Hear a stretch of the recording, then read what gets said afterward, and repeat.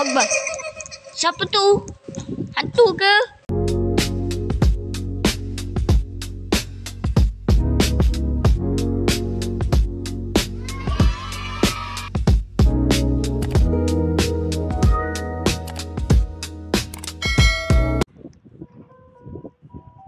Assalamualaikum guys. Hari ni aku nak main Tower of Diva.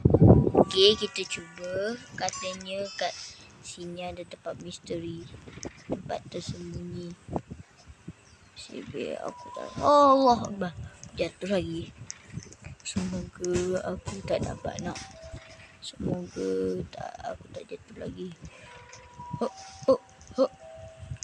Okay, lagi. Okay.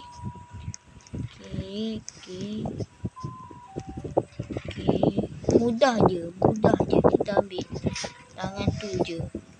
Ni je aktifkan. Allah, udah lagi. Jata hai muli dunia shimano pe hate ishani every kunjane ko. Aduh, aku kena bayar ni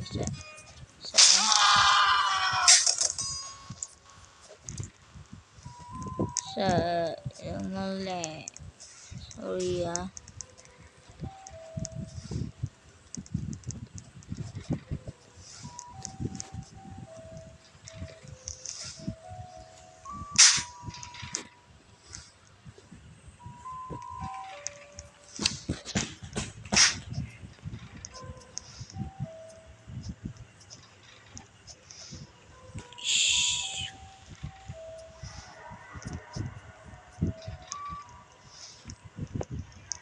Dus ngelek betul lah.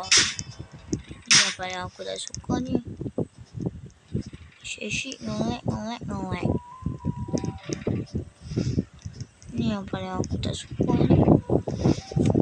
Okay, kita jalan. Okay, kita dah sampai tadi tempat yang sesuai untuk ni. Okay, ni bawa dia tahu.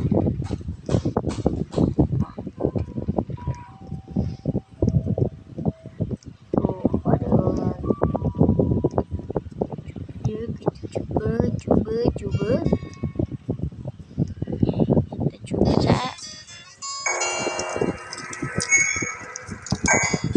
Ni ada whistle.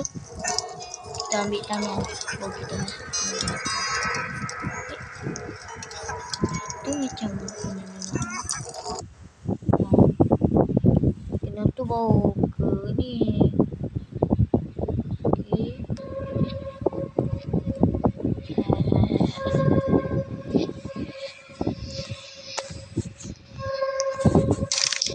Tidak ada tempat yang bisa kamu sembunyi.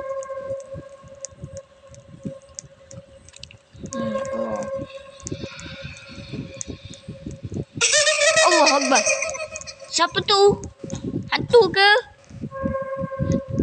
Siapa? Assalamualaikum hantu. Siapa tu tadi? Yang gelak ketawa macam nak terbakar. Okay, kita mulakan perjalanan jauh tak lagi aku pergi kedai burger. Pukul berapa tak? Pukul 6 macam tu lah. Aku makan nyom.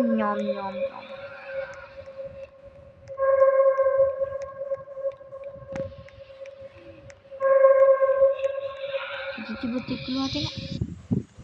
Tak boleh keluar. Kenapa kita tak boleh keluar? Jangan.